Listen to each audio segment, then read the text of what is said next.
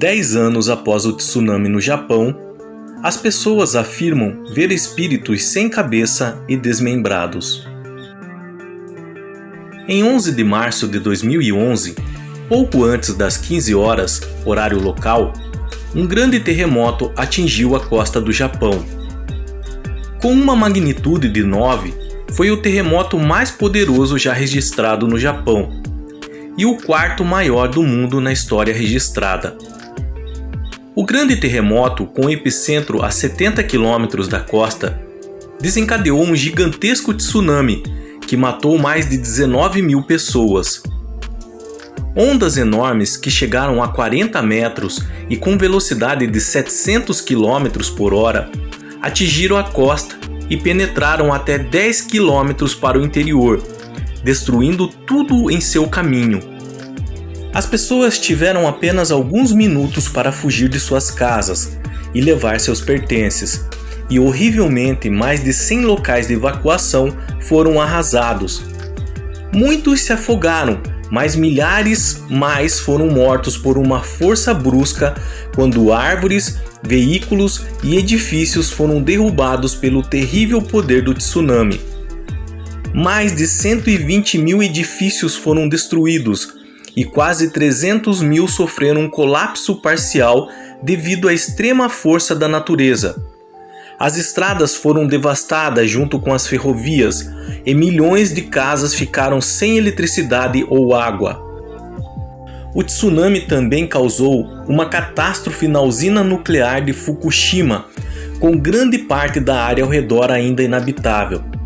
Após a devastação do tsunami, mais de 340 mil pessoas ficaram sem suas casas e as áreas afetadas sofreram com a escassez de alimentos, água, remédios e combustível.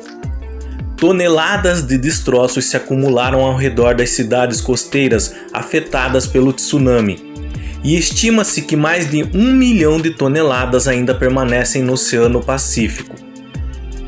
E quando a operação de limpeza começou, e as pessoas começaram a retornar lentamente para suas casas, enfrentando outro pesadelo.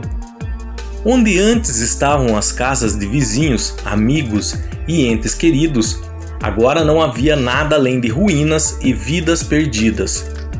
As pessoas tiveram que tentar reconstruir suas vidas com os escombros. Em meio à angústia mental de retornar a lugares familiares onde antes haviam sido felizes, muitos relataram coisas estranhas acontecendo. Os fantasmas de Fukushima. De serem acordados à noite para ruídos ou sensações incomuns, para presenças estranhas enquanto eles tentavam retornar às suas vidas diárias nas comunidades destruídas que foram arrastadas pelo tsunami. Parecia haver uma única explicação: as aparições dos fantasmas daqueles que haviam perdido a vida naquele terrível dia de março. Alguns até relataram ter visto fileiras de figuras fantasmagóricas esperando pacientemente entre os escombros que antes eram um supermercado. Para Shinichi Yamada, pai de 2 filhos, o terrível fenômeno que se seguiu ao tsunami foi muito real, enquanto ele e seus filhos tentavam reconstruir suas vidas. Ele escapou das ondas que destruíram suas casas e mais tarde resgatou 2 estátuas budistas dos escombros. Mas quando sua nova vida começou, ele disse que fenômenos estranhos começaram a acontecer. Ele revelou que seus 2 filhos adoeceram repentinamente e um frio inexplicável pareceu seguir a família por toda a casa. Algumas vezes, quando estavam deitados na cama, senti algo passar por mim, cruzar meu peito, disse Yamada.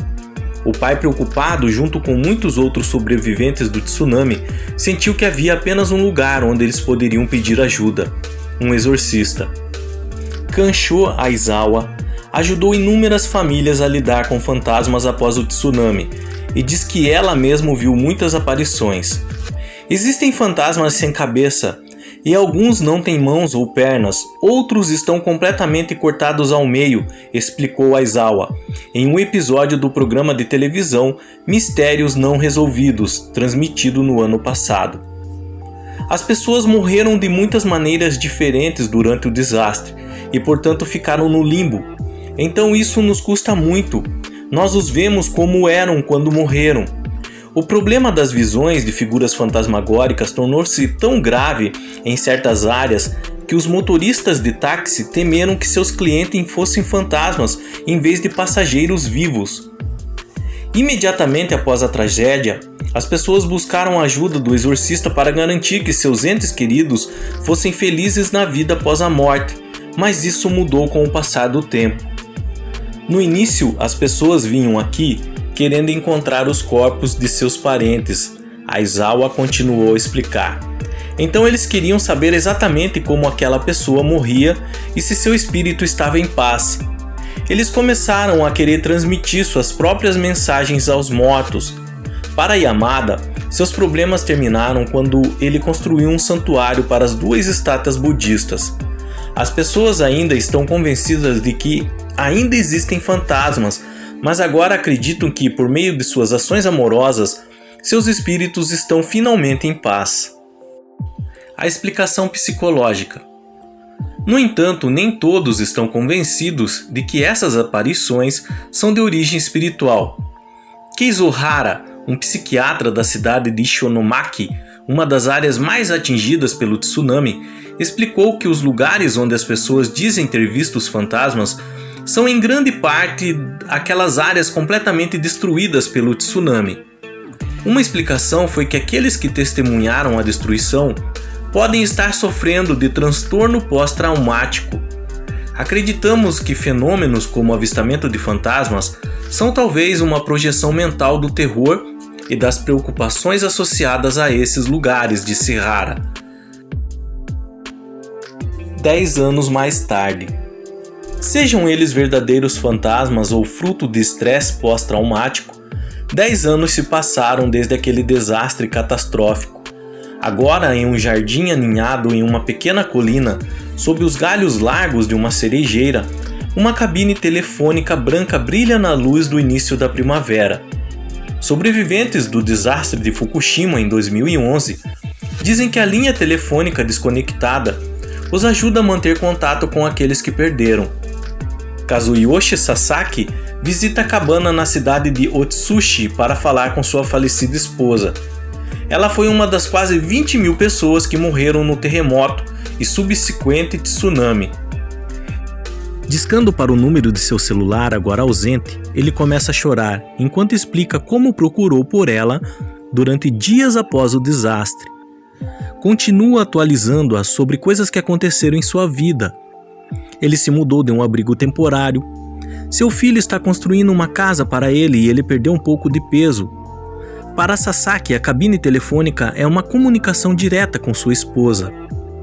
Sachiko Kawa usa o telefone para ligar para o falecido marido com quem foi casada por 44 anos. Ela pergunta o que ele tem feito desde que foi arrastado há tantos anos pelo tsunami. Às vezes, ela traz seus 2 netos para que também possam conversar com seu avô. O telefone do além agora atrai milhares de visitantes de todo o Japão. Não é usado somente por sobreviventes do tsunami, mas também por pessoas que perderam parentes por doença ou suicídio. Conhecido como Wind Telephone, foi construído por Itaru Sasaki, que o criou depois de perder seu próprio primo para o câncer, 1 ano antes do desastre de Fukushima. E também há muitos que afirmam ter ouvido seus entes queridos falecidos na outra linha do telefone.